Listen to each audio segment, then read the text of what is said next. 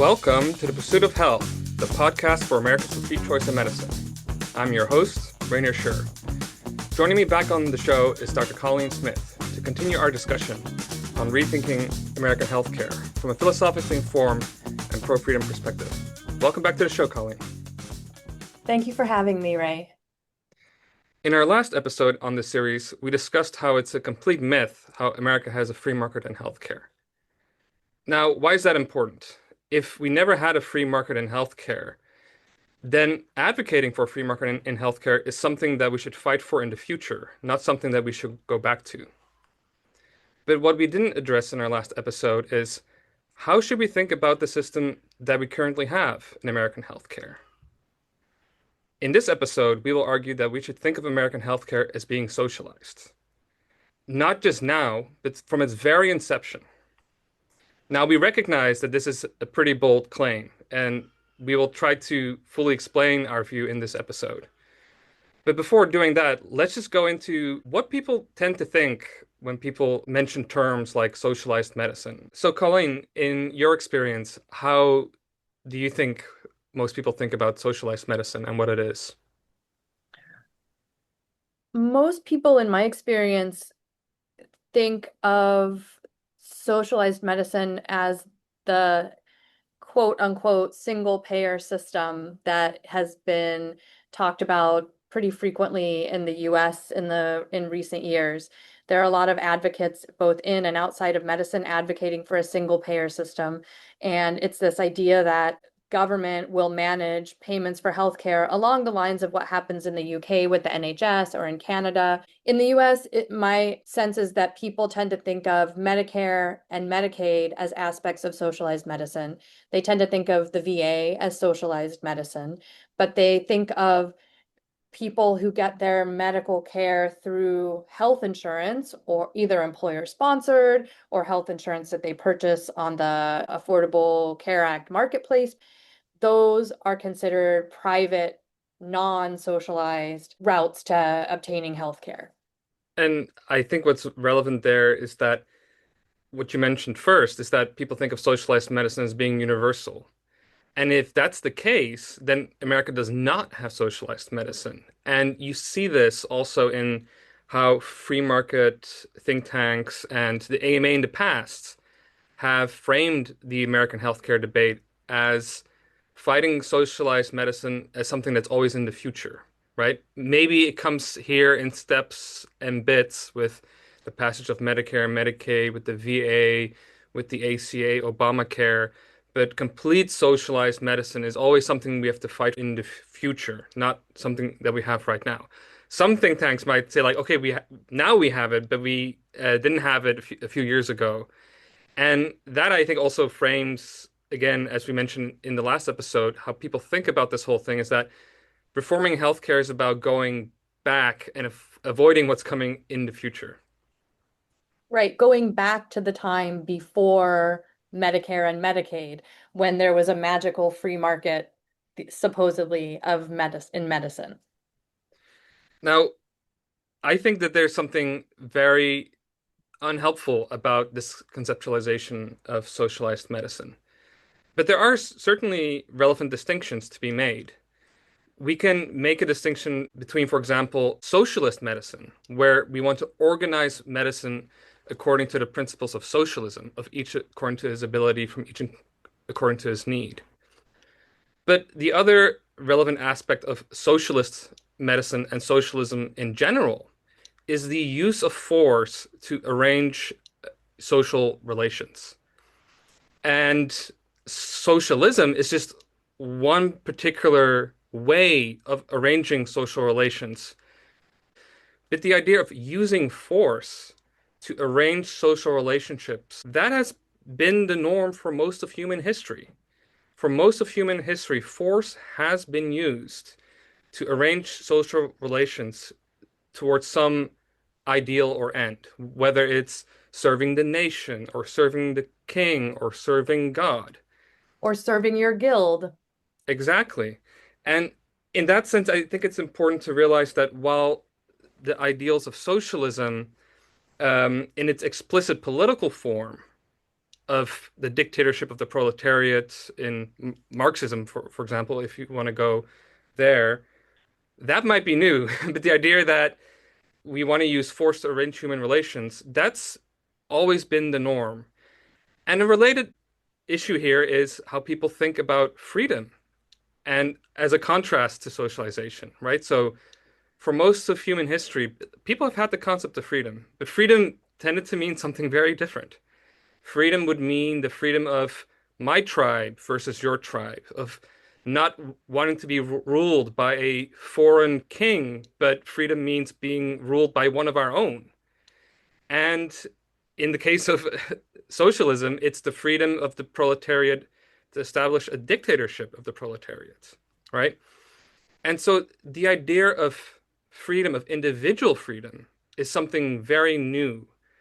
And it's one of the purposes of this podcast to show that not only is that new in general, but it's new in medicine and it's not really been formed. And with that, we can now ask the question of this broader conceptualization of socialization. When did socialization in medicine start? Our view is that American healthcare has always been socialized. In the beginning, this was mainly done through the American Medical Association as a guild.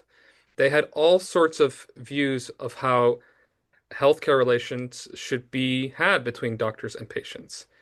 And this was large and in part viewed by their view of freedom, what freedom means for doctors, and what freedom meant for the AMA was to be free from market forces.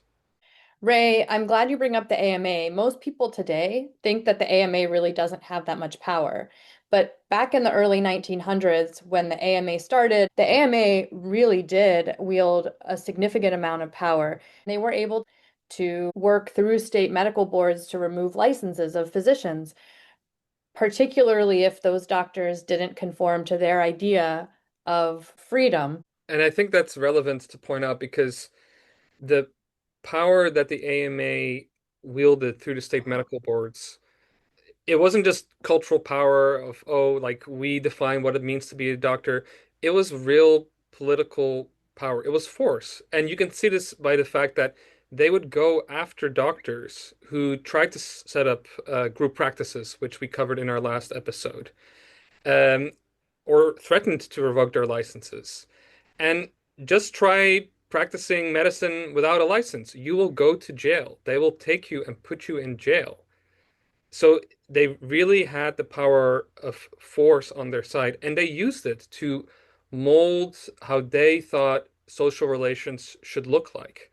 Now, on the one hand, people might think, well, socialization, what that tends to look like, especially if we relate it to socialism, is bringing in a lot of people and collectivization, industrialization, right? That's what socialization and collectivization looked like in the USSR. But the AMA was advocating for this solo model of doctor and patient. Where's the socialization there? But while it's true that they had a more narrow conception of socialization, you might even think of it as an antisocial socialization, but it was socialization nonetheless. It was still a view that force is appropriate to arrange social relations. And the fact that they were against bringing in more people in the organization of medicine, that they wanted to protect the doctor-patient relationship as a solo individual relation, that's that's all that matters. And the fact that other forms of socialization wanted to bring in more people, it's still the view that, well, force should determine what this looks like. And the AMA was against people freely coming together, forming relationships, doctors and patients. Because again, it was based on the view that we cannot let people voluntarily decide what's good for them, and we need force in order to tell people how to interact in this space. So, on the one hand, the AMA had spent years going after private doctors who were attempting to practice medicine in a way that did not fit with their ideal of the solo practitioner model. They used force to push these doctors out of medicine, to ostracize them, to take away their licenses. Then we enter the 1930s. The the US is in the waning throes of the Great Depression. Medical care is more expensive because there have been amazing changes in the technology of medication. We have new antibiotics. We have new ways of distributing antibiotics. We have new anesthetics that allow for longer operations and surgeries, and new surgical techniques are being developed. Patients want these medical interventions. They see that they'll make their lives better. Doctors want to use them, but they're expensive. And the solo practice model was simply insufficient for providing these new technological innovations at scale. There was a real need for healthcare to scale, to industrialize, to become much more efficient. The group practice model provided one avenue to do that on a freer market, but the AMA shut the door on that future. That still didn't change the fact that healthcare needed to scale, needed to be industrialized. And the government recognized that need too. But given the fact that the door to the free market was closed, what happened after the AMA's attack on the group practice model was essentially a feud between the AMA and the federal government on what the socialization of American healthcare should look like. It was not a disagreement about using force to arrange social relations in medicine. It was a disagreement about what that relationship should look like under force. And to clarify that a little more, it was not free market medicine a la the AMA versus government funded medicine. It was, how do we apply force to medical care? The way the AMA wants to, or the way the government does? And what I think is really fascinating about this way of thinking about the process in which American healthcare was socialized is that at the very least, the government recognized the benefit of the group practice model, which was formed in the freer part of the healthcare market before the AMA shut it down. They recognized that free markets can achieve efficiencies at scale, which is why they wanted to use it as the basis to socialize American healthcare fully by imposing that model on everyone and using government funding to keep it efficient. In fact, the AMA repeatedly defeated attempts by the government to institute socialized healthcare according to their model or the group practice model. They forced FDR's government to remove mention of socialized healthcare from the Social Security Act. They defeated Truman's plan to attempt to socialize healthcare. In that setting, healthcare was continuing to get more expensive and more technologically advanced. So some of that expense made sense. It would be expected. The AMA began to really feel a significant amount of pressure to come up with some other alternative way that healthcare could be funded, given that they had defeated multiple government attempts to fund healthcare, as well as private attempts to fund healthcare. Ultimately, what they came up with was what we will call the insurance company model. We've taken that name from Christy Ford Chapin, who coined the phrase in her book, Ensuring America's Health, the Public Creation of the Corporate Healthcare System, to give credit where it's due. This insurance company model was not real insurance. We can do an entirely separate episode on what real insurance is and why today's health insurance is not real health insurance. What's relevant here is that this model, which the AMA called health insurance, is an AMA product where they stipulated four provisions. The details of provisions are not relevant for our discussion. What's relevant here is that it helped preserve the solo practice model as much as possible by separating the financing of healthcare from the provision of healthcare. So another way to think about this model that the AMA came up with is that on the one hand, they recognize the need to bring in third parties. You need some kind of corporatization in scaling up healthcare. But on the other hand, they wanted to preserve the solo practice model, and the insurance company model that they came up with was their compromise for keeping as much as the solo practice model as possible while bringing in third parties. Now, another thing that's relevant about this model is that basically everyone besides the AMA thought that this model was a terrible idea. And it was. And what's also relevant about this model is that it was not designed to be launched onto a free market and to compete with other models. This model was designed as a way to force people to interact, not with an eye towards efficiency and value creation, but with an eye towards protecting as much as possible the AMA's own vision of what it means for doctors to be free to interact with patients, which again we've covered before. They had this view that in order for them to be free, meant to be free from market forces. So now we have these two models. We have the AMA's health insurance model that requires health insurance only to be used for doctors in this fee for service solo practitioner system.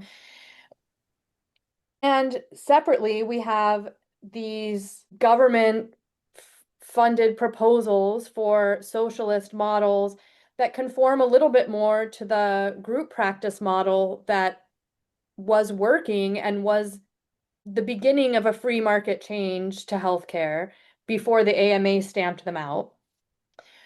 Which model won out? Well, what's interesting here is that both models won out and neither won out, right? So the government's attempts to provide universal health insurance under the group model was defeated in two ways. First of all, the group practice model was not used as the basis to socialize medicine. And second of all, there was no universal provision. What there was, however, was socialized healthcare for the elderly under Medicare and for the poor and disabled under Medicaid. What also happened was the fact that the AMA's insurance company model became the basis for those programs. But not only that, it became the basis for all other forms of what's now called health insurance, which forms what people regard as the basis for the free market in healthcare, in American healthcare. Now, how did that happen? How did things get socialized in this way? One reason I think this model stuck is that it began around the time period just before the Second World War when people were looking at communist Russia and they were afraid of communism and socialism. The AMA capitalized on those fears and convinced people that the government models were communism and they should be afraid of them, and that their health insurance model was quote unquote a voluntary system of healthcare, basically convincing people that their health insurance model was free market. And it tapped into not only Americans' fear of communism and socialism, but their genuine respect for the free market as a feature, at least historically, of the American system. But what's relevant there is that this model did not come from the free market, unlike the government's own proposal to socialize medicine around the group practice model, which did come from the free market. And the model in question was designed specifically to maintain the solo practice model while still bringing in third parties, which means the model was ideologically based on the perspective that we should still keep doctors separate from third party financiers. Now, of course, they had to get involved, but what you had there is the separation between the financing of healthcare and the provision of healthcare, which is one of the main reasons why healthcare is so messed up in America. Right. So then, Ray, what should we think about freedom if this is how we think about the system? If we're saying that every aspect of our healthcare system today is socialized, where do we go from here? I'll say two things on that. First, a policy approach issue, and then a more philosophical point. On the policy level, what it should do for us is to orient ourselves around the fact that the very model that organizes American healthcare itself is a product of socialization. And for that reason, what it would mean to have real freedom in healthcare is not simply to introduce free market principles to make the health insurance company model a little more efficient. That's not what freedom looks like.